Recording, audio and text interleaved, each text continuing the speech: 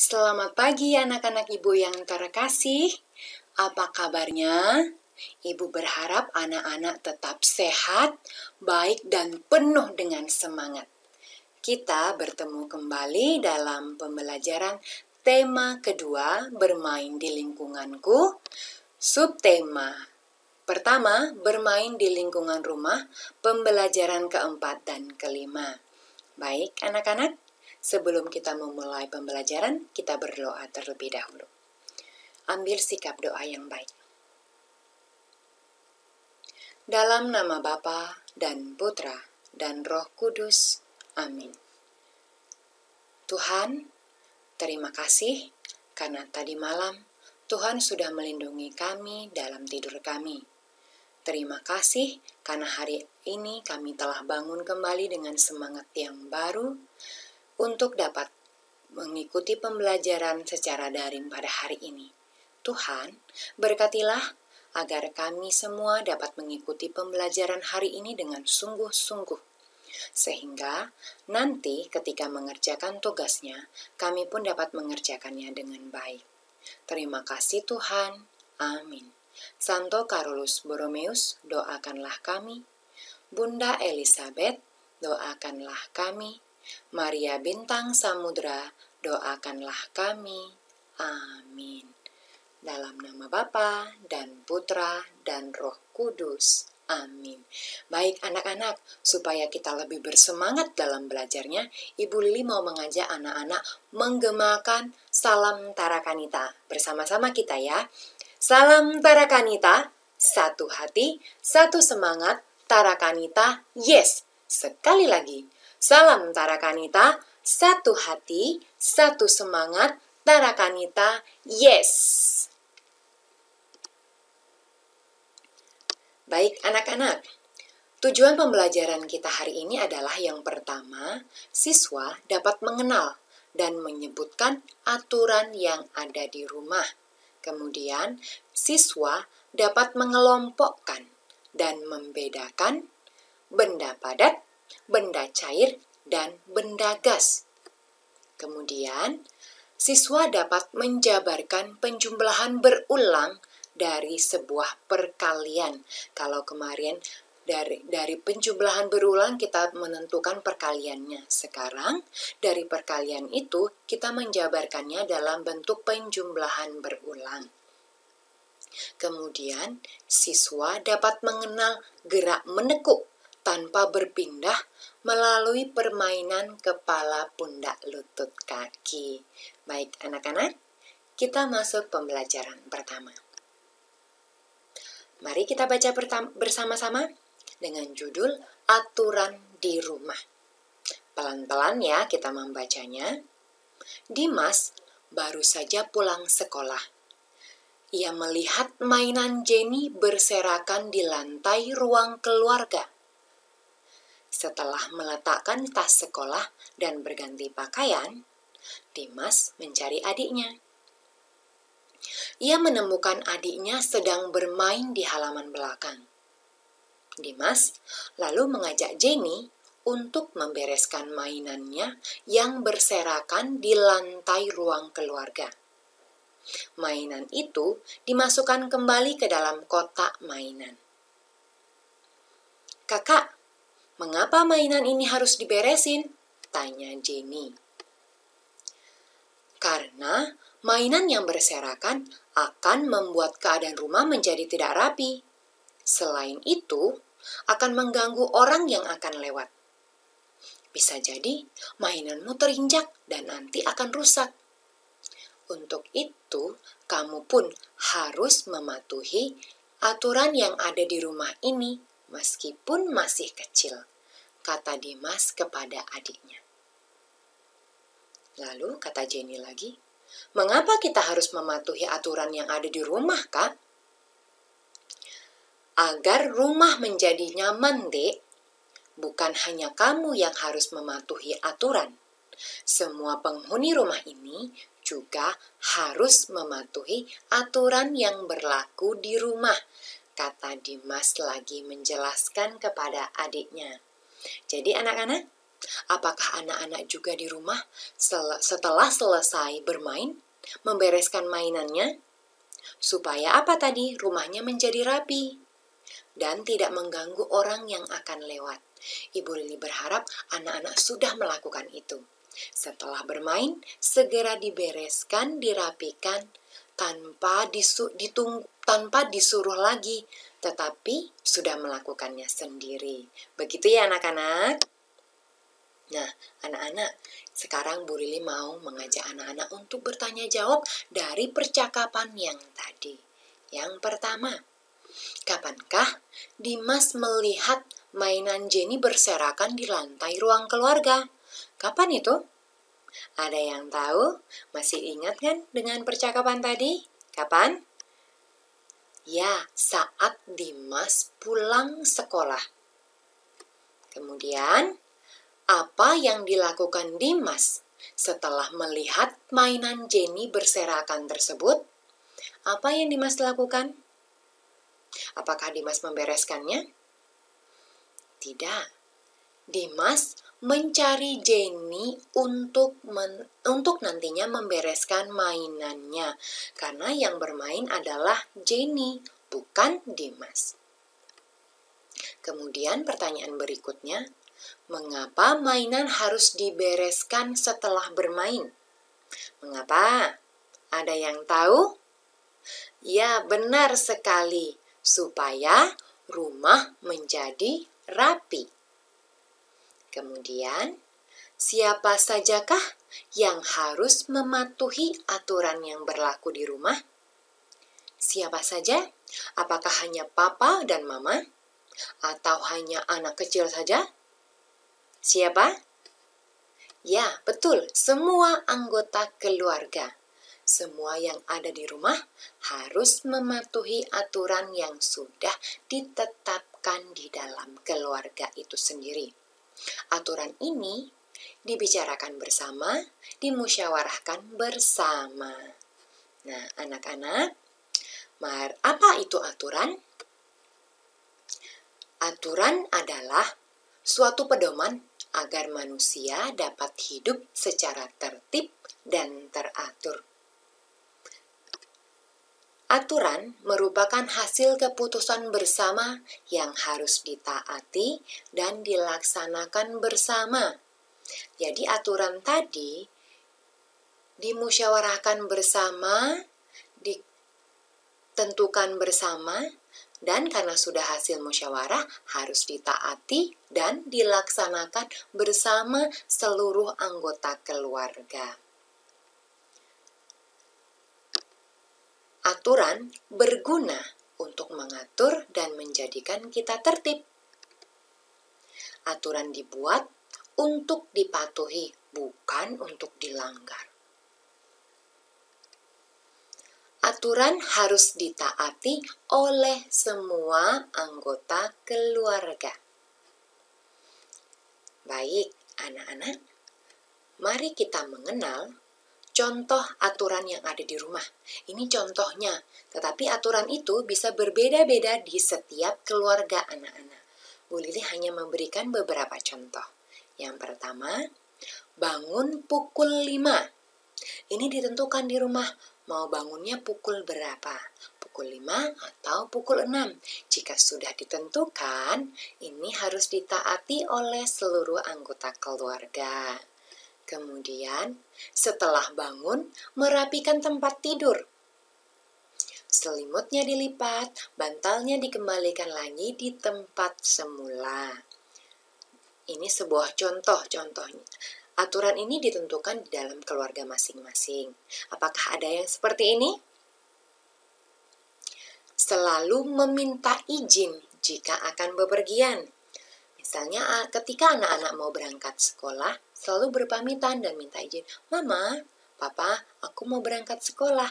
Atau ketika akan pergi, baik Mama atau Papa, semua meminta izin kepada yang ada di rumah. Papanya berkata, anak-anak, kan sekarang masih belajar daring, belajar yang baik ya, Papa mau berangkat bekerja dulu. Seperti itu. Kemudian, saat bermain tidak boleh lupa waktu. Jangan bermain sepanjang waktu. Ingat, kita perlu istirahat, kita perlu juga untuk belajar, kita perlu makan, mandi, dan sebagainya. Jangan selalu bermain, sehingga lupa waktu. Saat bermain tidak boleh lupa waktu. Kemudian, merapikan dan mengembalikan mainan pada tempatnya. Apakah ini ada dilakukan di rumah anak-anak? Pasti ada. Setelah makan, merapikan meja makan dan mencuci piring. Ada sebuah keluarga yang menetapkan ini sehingga ketika selesai makan semua membereskan mejanya dan mencuci piring yang sudah digunakan untuk makan tadi. Anak-anak boleh belajar bersama mama bagaimana cara mencuci piring yang baik. Tetapi kalau belum bisa, boleh dengan bantuan mama atau kakak yang lebih dewasa. Sore hari membantu orang tua. Misalnya menyapu halaman, menyiram bunga, atau pekerjaan lain yang bisa membantu orang tua ini ditentukan di rumah. Tentukan bersama orang tuamu di rumah. Belajar pukul 19 atau pukul 7 malam dan tidur pukul 21 atau jam 9 malam. Jadi ada waktu untuk belajar. Dan tidak sampai terlalu malam. Jam 9 malam anak-anak sudah tidur. Kenapa harus cepat tidur? Supaya besok pagi bisa bangun lebih cepat lagi. Tidak kesiangan bangunnya, karena tidurnya terlalu malam. Ingat, tidurlah di pukul 9 malam. Baik, anak-anak, itulah tadi tentang aturan di dalam keluarga. Sekarang, anak-anak masih ingat nggak dengan benda padat yang sudah kita pelajari kemarin? Dan juga benda cair. Hari ini boleh ditambahkan dengan benda gas. Kita kembali ke benda padat dulu ya. Benda padat itu apa ya? Ada yang masih ingat? Ya, betul. Benda padat adalah semua benda keras yang bisa kita pegang. Dari gambar yang ada di sini, kira-kira yang mana yang benda padat? Yang pertama ada apa? Ada pensil. Kemudian ada, ya betul, ada kursi. Kursi itu keras dan bisa kita pegang. Kemudian ada apa lagi? Ada tas sekolah. Ini adalah benda padat juga. Walaupun tidak sekeras kursi, tetapi dia termasuk benda padat. Kemudian ada batu. Batu termasuk benda padat. Kemudian kita beralih kepada benda cair. Masih ingat nggak dengan pembelajaran kemarin? Apa itu benda cair? Apa? Benda cair adalah benda yang bentuknya akan mengikuti wadahnya sesuai dengan tempatnya. Tempatnya bulat, dia berbentuk bulat. Tempatnya lonjong, dia berbentuk lonjong. Yang bersifat seperti air atau encer. Kira-kira ada apa ya benda cair ini yang ada di gambar Bu Lili? Yuk kita lihat siapa yang tahu benda cairnya. Yang pertama adalah, apa itu? Saus tomat. Dia berbentuk encer, makanya disebut benda cair. Dimanapun dia diletakkan, dia akan mengikuti bentuk tempatnya. Kemudian yang kedua adalah, apa itu yang di dalam gelas? Yang dituang dari botol? Ya, itu adalah air. Ketika dia di dalam botol, bentuknya seperti botol. Ketika dia dituang ke dalam gelas, bentuknya seperti gelas. Kemudian ada apa lagi? Ada minyak. Minyak juga sama, disebut juga dengan benda cair. Bentuknya akan mengikuti tempat di mana dia diletakkan. Kemudian ada yang hitam ini adalah kecap. Kecap walaupun sedikit kental, sama seperti saus tapi dia termasuk benda cair. Kemudian yang terakhir, selanjutnya adalah benda gas. Apa itu gas? Benda gas. Ada yang tahu? Benda gas adalah benda yang memiliki ukuran dan bentuk yang selalu berubah sesuai dengan tempatnya. Mirip dengan benda cair, tetapi bersifat ringan seperti udara. Perbedaannya di situ, bersifat ringan seperti udara. Kalau benda cair tadi bersifat seperti air dan pasti berat. Lalu kalau benda gas bersifat ringan seperti udara. Seperti udara kata kuncinya. Kira-kira ada apa ya? Siapa yang tahu? Ada apa? Yang pertama adalah gambar apa itu? Gas obat nyamuk. Dia seperti udara ketika disemprotkan, push. Kita tidak bisa melihat bentuknya. Dia bening seperti udara, bercampur di udara. Ini adalah benda gas juga, yaitu gas obat nyamuk. Kemudian yang kedua, ada asap. Asap termasuk juga dengan gas. Ketika dia di dalam tabung, maka bentuknya seperti tabung. Ketika dia keluar, maka dia akan bertebaran kemana-mana. Karena tempat yang ditempatnya itu sangat luas. Kemudian yang ketiga, ada apa? Balon, Bu. Yang Ibu Lili mau tunjukkan di sini bukan balonnya, tetapi udara yang ada di dalam balon. Udara yang ada di dalam balon termasuk benda gas. Sehingga membuat balon itu menjadi berbentuk bulat. Ketika balonnya lonjong, maka udaranya juga berbentuk lonjong. Ketika balonnya berbentuk boneka, dia juga akan berbentuk boneka. Kalau balonnya sendiri, Ibu, balonnya sendiri adalah benda padat. Kemudian ada apa lagi benda gas? Apa ini, Bu? Ini ada panci, terus ada asap-asapnya. Ini adalah uap air. Uap air termasuk juga dengan benda gas. Baik, anak-anak, itulah tadi benda padat, benda cair, dan benda gas. Sekarang, Bu Lili mau mengajak anak-anak untuk berhitung. Kemarin kita sudah belajar tentang penjumlahan berulang yang kemudian kita tentukan perkaliannya. Sekarang, dari bentuk perkalian, kita mau menjadikan dia bentuk penjumlahan berulang. Dari perkalian dulu, bukan dari penjumlahan menjadi perkalian, tetapi perkalian menjadi penjumlahan yang berulang. Contohnya, 3 dikali 4 sama dengan angka 4 di belakang dijumlahkan sebanyak angka 3 yang ada di depan. Seperti contoh ini, 4 ditambah 4 ditambah 4 sama dengan 12. Jangan terbalik ya, bukan angka 3-nya yang dijumlahkan, tetapi angka yang di belakang, yaitu angka 4-nya. Sebanyak angka yang ada di depan, yaitu angka 3. Sekarang kita mau hitung bersama-sama ya. Yuk. Bu Lili punya perkalian 5 dikali 7. Jadi yang dijumlahkan angka berapa? Jangan terbalik. Angka 7.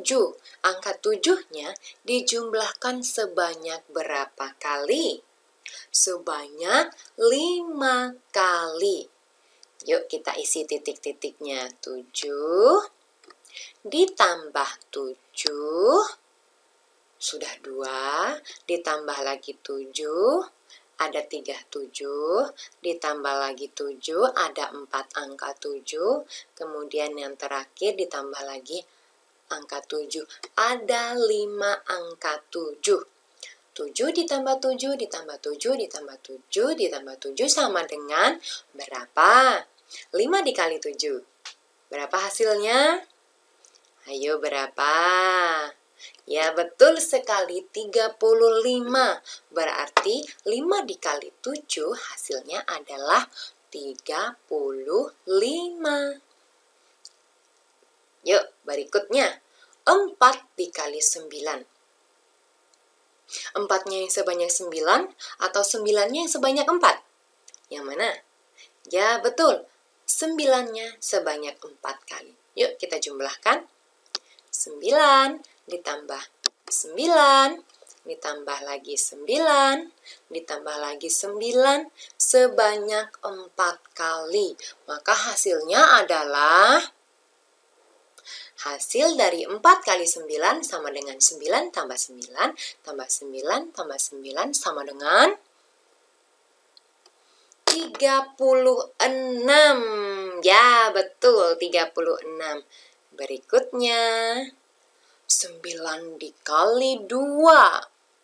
Maka yang kita jumlahkan adalah angka 2 sebanyak 9 kali. 2 ditambah 2, ditambah 2, ditambah 2, ditambah 2, ditambah lagi 2, ditambah lagi 2, wow, ditambah lagi 2, ditambah lagi 2, sampai 9 kali. Maka hasilnya adalah, siapa yang tahu? Ayo sebutkan. Berapa? Ya, betul sekali. 18. Yeay, hebat sekali anak-anak. Baik, itulah tadi pembelajaran perkalian dari bentuk perkalian menjadi bentuk penjumlahan yang berulang. Kemudian kita mau melihat gambar ini. Ini ada gambar apa ya? Ada gambar anak-anak sedang bermain. Yang di atas anak-anak sedang bermain apa? Yang di bawah siapa yang tahu? Ya, gambar hula hoop. Siapa yang punya hula hoop di rumah? Siapa yang sering bermain hula hoop?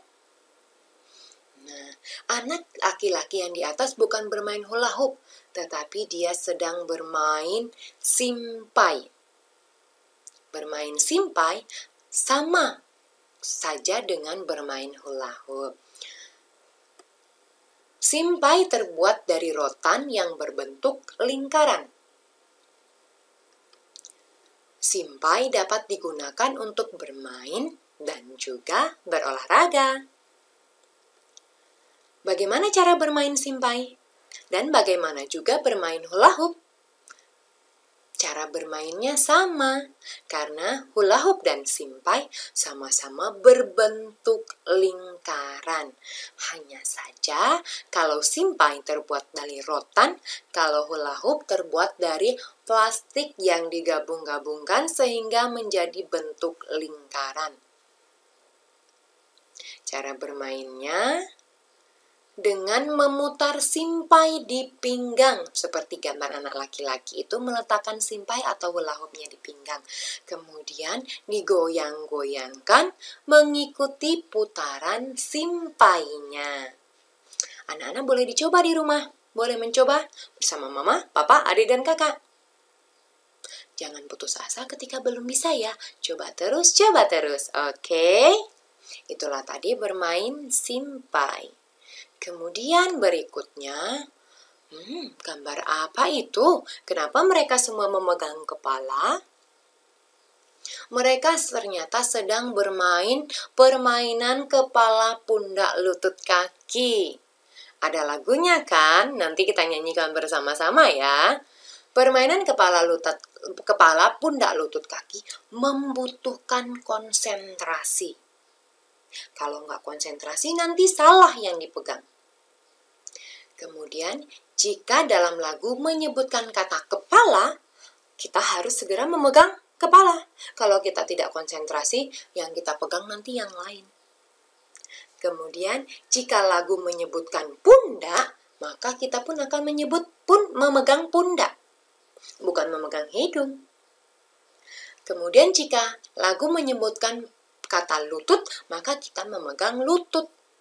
Jika menyebutkan kata kaki, maka kita memegang kaki. Begitu juga selanjutnya.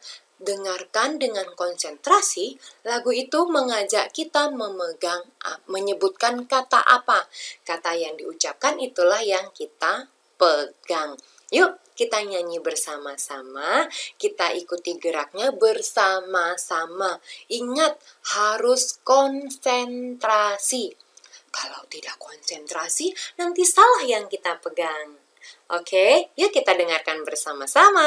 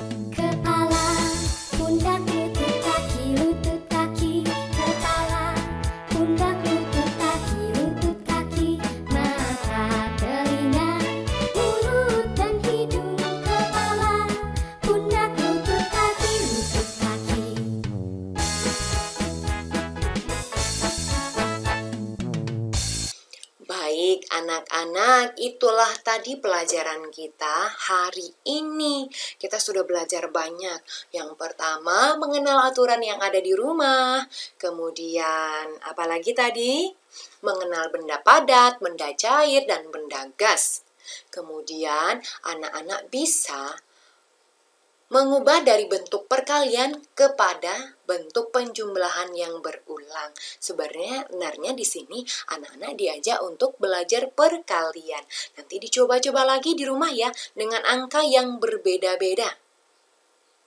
Maka lama-lama nanti anak-anak akan mengerti dan memahami perkalian.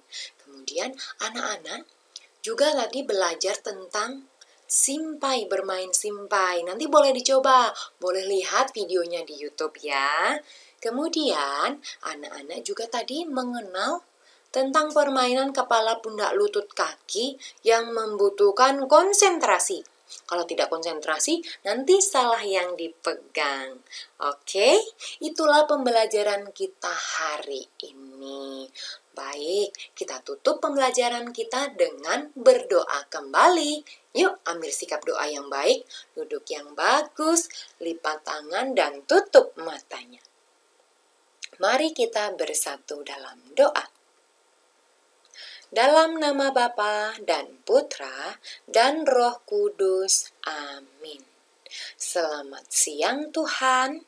Terima kasih karena hari ini kami dapat mengikuti pelajaran dengan baik. Terima kasih karena Tuhan sudah mendampingi dan menjaga kami serta memberkati kami. Tuhan, setelah ini kami akan mengerjakan tugas yang diberikan oleh Ibu Guru.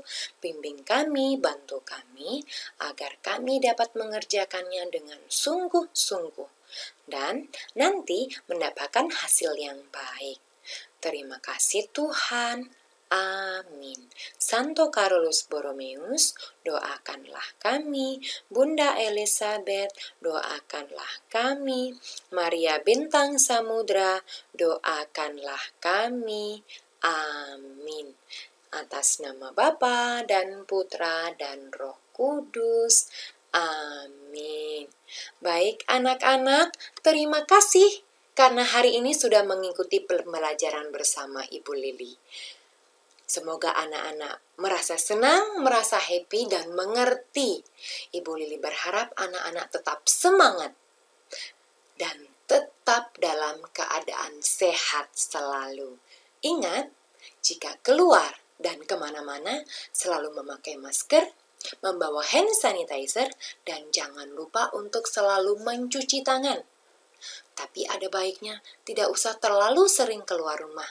Tetap stay di rumah saja ya, supaya kita tetap sehat. dan sehat selalu keluarga kita. Sampai bertemu kembali di pelajaran berikutnya. Bye-bye.